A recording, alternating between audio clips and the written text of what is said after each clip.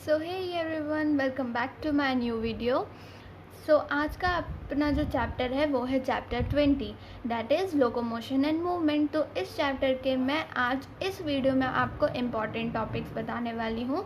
Important topics के साथ साथ कौन सा इम्पॉर्टेंट डायग्राम है, कौन सा इम्पॉर्टेंट टर्म है, किस टर्म से क्वेश्चन बनते हैं, ठीक है, वो सब मैं आपको इस वीडियो में बताने वाली हूँ। और लास्ट में मैं आपको बताऊँगी कि इस चैप्टर से नीट में कैसे क्वेश्चन बनते हैं और कौन कौन से क्वेश्चन इस चैप्टर से पास्ट ईयर में आए हैं। ठीक है, तो बने रहिए लास्ट तक इस वीडियो में। ठीक है, तो हम स्टार्ट करते हैं इस चैप्टर से, चैप्टर नंबर 20। ठीक है, 17, 18, 19 और 16 इन सारे चैप्टर्स की प्लेलिस्ट आपको मिल जाएगी। उन सभी चैप्टर्स के मैंने इंपॉर्टेंट टॉपिक्स दे दिए हैं। अगर आपने वो नहीं देखी है तो फटाक से जाके वो वीडियोस भी देख लीजिए, क्योंकि ये वीडियोस शायद आपको बहुत हेल्पफुल रहें। ओके, तो हम स्टार्ट करते हैं लोकोमोशन एंड मूवमेंट में। ठीक है, ये चैप्टर, तो जैसे कि फर्स्ट पैराग्राफ में कुछ इतना इम्पोर्टेंट नहीं है, नॉर्मल सा टर्म है लोकोमोशन क्या होता है और अलग अलग ऑर्गेनिजम्स में अलग अलग तरीके से मूवमेंट होता है वो बताया, तो ये उतना इम्पोर्टेंट नहीं है। ठीक है, पर पता होना चाहिए टर्म लोकोमोशन क्या होता है और लाइक हाइड्रा में किससे होता है, पैरामीशियम में किससे होता है, ये सब बेसिक है। देन हम आते हैं टाइप्स ऑफ मूवमेंट। ठीक है, तो टाइप्स ऑफ मूवमेंट है किस किस तरीके का, लाइक सेलियरी मूवमेंट, ये सब दिया है यहाँ पर, तो ये भी उतना इम्पॉर्टेंट नहीं है ये वाला। ठीक है, पर एक बार रीड कर लेना, छोड़ना नहीं। फिर आते हैं मसल्स, ये है इम्पॉर्टेंट। ठीक है, इससे क्वेश्चन बनते हैं तो इससे इम्पॉर्टेंट मार्क कर लो। ठीक है, इम्पॉर्टेंट है लाइक फ्लैजेलर मूवमेंट क्या होता है ये पता होना चाहिए। स्केलेटल मसल्स कौन कौन सी होती हैं, उनमें स्केलेटल मसल्स के अंदर ये आती है स्ट्रेटेड मसल्स, इसको क्या कर लो, इसको कर लो यार, very important marks. Striated muscle से क्वेश्चन बनते हैं।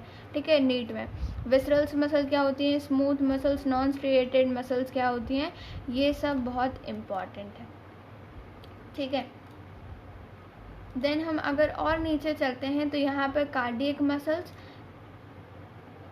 Muscles, muscle bundles, fascicles, fascia, ये सब इम्पॉर्टेंट है।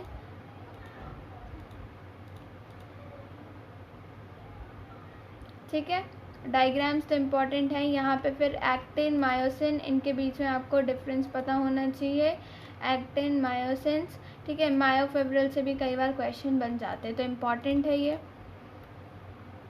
ठीक है, यहाँ पे आपको पता होना चाहिए कि एनाइसोट्रॉपिक बैंड क्या होते हैं और आइसोट्रॉपिक बैंड क्या होते हैं। एनाइसोट्रॉपिक क्या होते हैं और आइसोट्रॉपिक बैंड्स क्या होते हैं, तो इसमें अच्छे से आप पढ़ लें।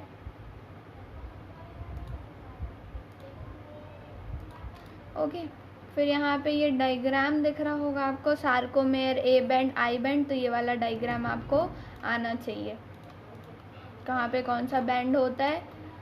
ठीक है, स्ट्रक्चर ऑफ कॉन्ट्रैक्टाइल प्रोटीन्स, तो यहाँ पे ये पैराग्राफ तो इम्पॉर्टेंट है ही, साथ में ये वाला जो डायग्राम बहुत इम्पॉर्टेंट है, ट्रोपोनिन, ट्रोपोमायोसिन, एक्टिन और मायोसिन का। ठीक है, कहाँ पर क्या होता है ये इम्पॉर्टेंट है यार। ठीक है, ये वाला एक्टिन बाइंडिंग साइट्स इम्पॉर्टेंट। ठीक है, इम्पॉर्टेंट है। फिर आता है mechanism of muscle contraction, very important topic, mechanism of muscle contraction. ठीक है, रेड से मार्क कर लेना इस वाले टॉपिक को। ठीक है, इससे क्वेश्चन बनते ही हैं और लिख लेना वहाँ पे कि very important mechanism of muscle contraction. फिर आते हैं हम यहाँ पर, तो ये वाला डायग्राम आना चाहिए। ठीक है, अगर ये वाला डायग्राम नहीं आता, ठीक है, ये वाला डायग्राम आना चाहिए, पर अगर ये वाला नहीं आता है तो इसके नीचे एक और आएगा, वो भी आप कर सकते हो। यहाँ पे वही दिया है, ए बैंड्स।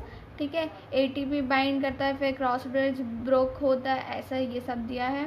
ठीक है, ये वाला डायग्राम मैं बोल रही थी कि ये अगर ऊपर वाला आप नहीं कर पाते तो ये वाला आना चाहिए, क्योंकि यहाँ से क्वेश्चन बनता है मैकेनिज्म ऑफ मसल कॉन्ट्रैक्शन।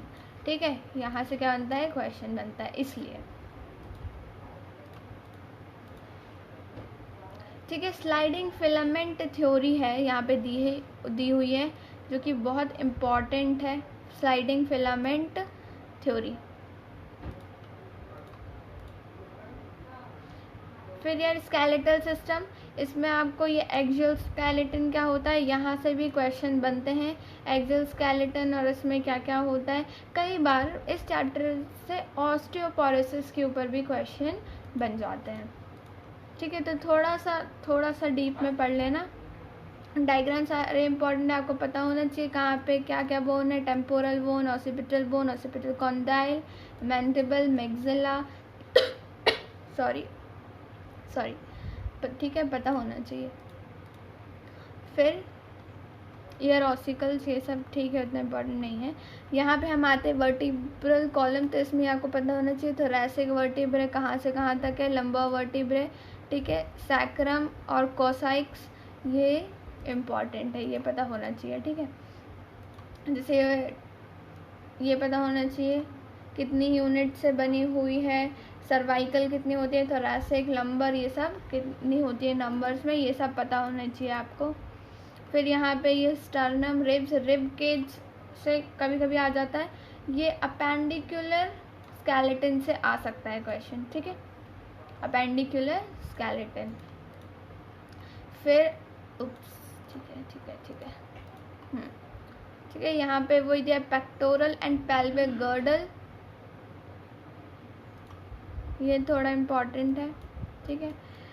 क्या ये वाला paragraph, pectoral and pelvic girdle, ठीक है। ये सारे आप देख सकते हो इसमें डायग्राम में क्या क्या है, अगर लिखा हुआ नहीं यहाँ समझा तो यहाँ समझ सकते हो कि ये पैटेला है, ये सैक्रम है, ये कॉक्सियल बोन है, फीमर है, ठीक है, टिबिया है, फिब्युला है, टार्सल्स है, मेटाटार्सल्स और फेलेंजेस, ये सब आप डायग्राम से समझ सकते हो।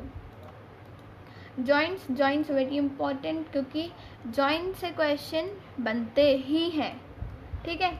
एक सबसे इम्पॉर्टेंट जो स्ट्रिएटेड, अच्छा मैं लास्ट में बता दूंगी, ठीक है, जो बहुत इंपॉर्टेंट है, ठीक है। जॉइंट्स तो बहुत इंपॉर्टेंट है यार, यहाँ से क्वेश्चन बनते ही हैं, बार बार बोल रही हूँ मैं, तो रेड से मार्क कर लेना इनको भी, ठीक है। इसमें ये सब पता होना चाहिए, fibrous joints, cartilaginous joint, synovial joint से भी पास्ट ईयर में क्वेश्चन बने हुए हैं, ठीक है, इम्पॉर्टेंट।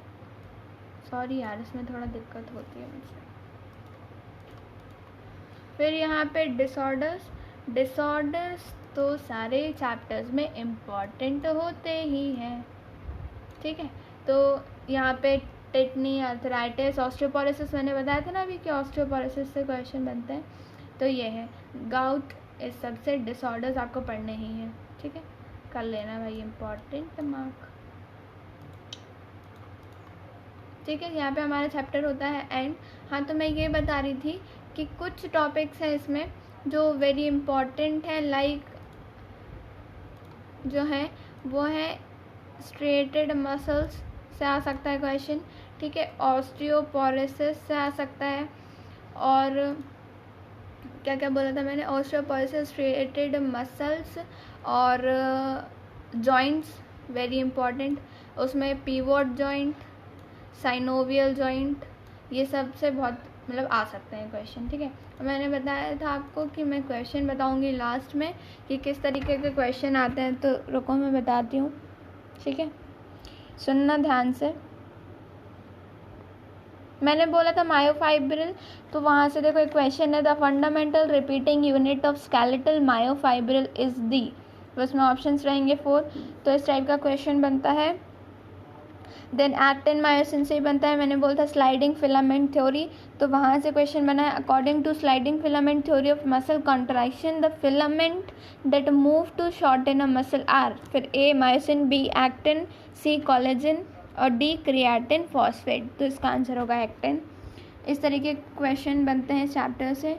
मैंने बताया टेम्पोरल, फ्रंटल, ये सब आप डायग्राम में देख लो अच्छे से, तो इसमें आ सकता है क्वेश्चन कि find the odd one with respect to the number, तो फ्रंटल, टेम्पोरल, ऑसिपिटल और एथमॉइड, ये सब आ सकते हैं ऐसे क्वेश्चन, ठीक है।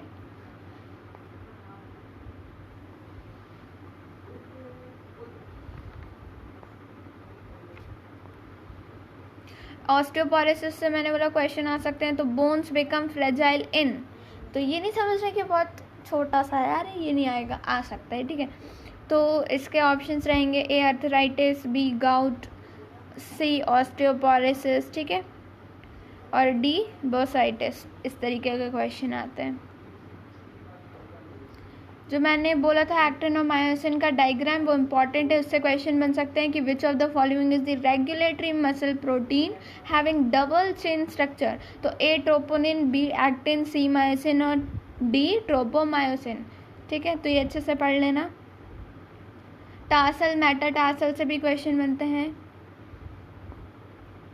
हाँ, एक चीज़ मैं यहाँ पे बताना भूल गई और मुझे देखा भी नहीं कि जो ग्लेनॉइड कैविटी है ना, सॉरी, ठीक है, क्या है, जो ग्लेनॉइड कैविटी है उससे भी क्वेश्चन बनते हैं, तो इम्पॉर्टेंट वे को मार्क कर लेना। ग्लेनॉइड कैविटी से क्वेश्चन बने हुए हैं और आ भी सकता है, ठीक है, नीट में क्वेश्चन। देन